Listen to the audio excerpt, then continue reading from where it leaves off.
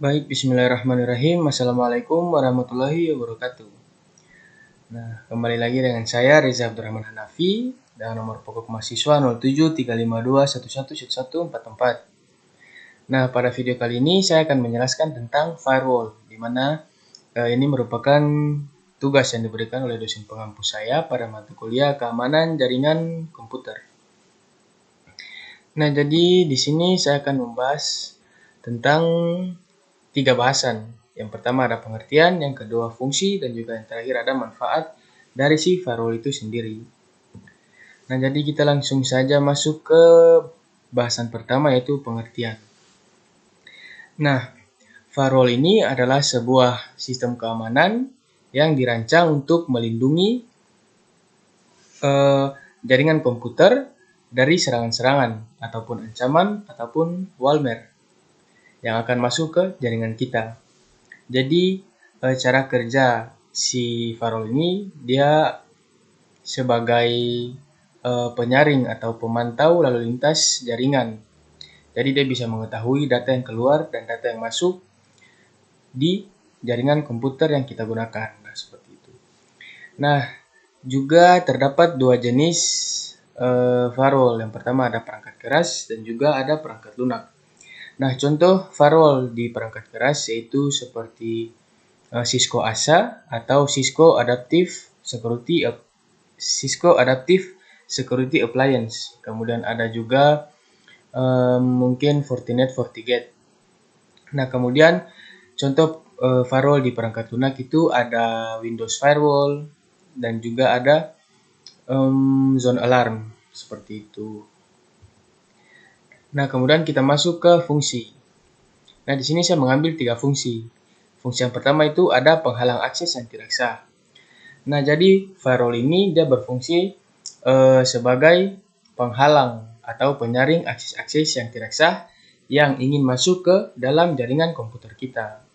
Jadi firewall itu dia berfungsi untuk menjadi penghalang akses yang tidak sah. Yang kemudian ada penyaring lalu lintas. Nah, seperti yang saya bilang tadi, pada bagian pengertian, jadi si firewall ini kurang lebih fungsinya yang paling utama itu adalah sebagai penyaring lalu lintas jaringan. Nah, jadi dia bisa mengetahui jika ada serangan, ancaman, atau malware yang ingin masuk ke jaringan komputer kita, si firewall itu sudah bisa mengetahui.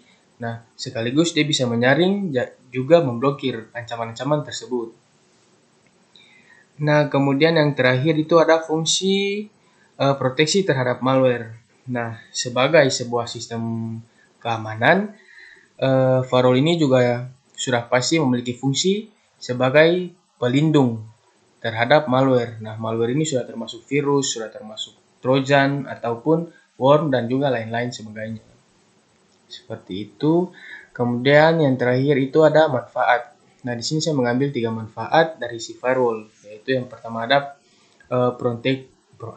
ada proteksi ancaman eksternal, kemudian yang kedua ada kontrol akses, dan juga yang terakhir itu konfigurasi dan juga penyesuaian. Nah, di sini saya akan coba untuk jelaskan satu-satu. Jadi, pengertian dari proteksi ancaman eksternal itu, ya si firewall ini dia melindungi jaringan kita dari ancaman eksternal ataupun ancaman dari luar.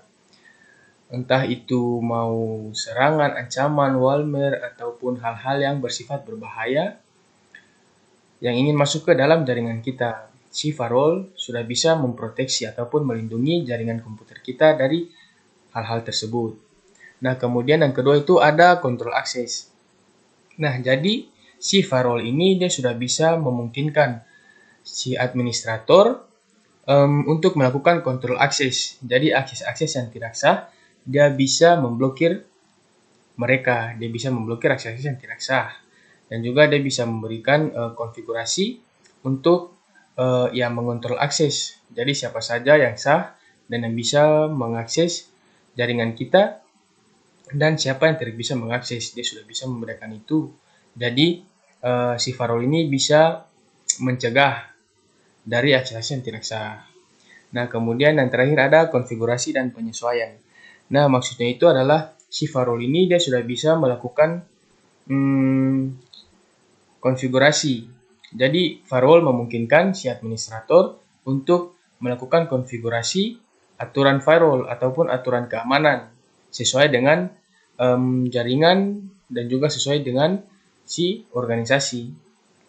Jadi sorry mungkin ini agak belibet, tapi maksudnya seperti ini. Jadi si firewall ini dia sudah bisa memungkinkan administrator untuk melakukan konfigurasi sesuai dengan kebutuhan jaringan ataupun kebutuhan organisasi.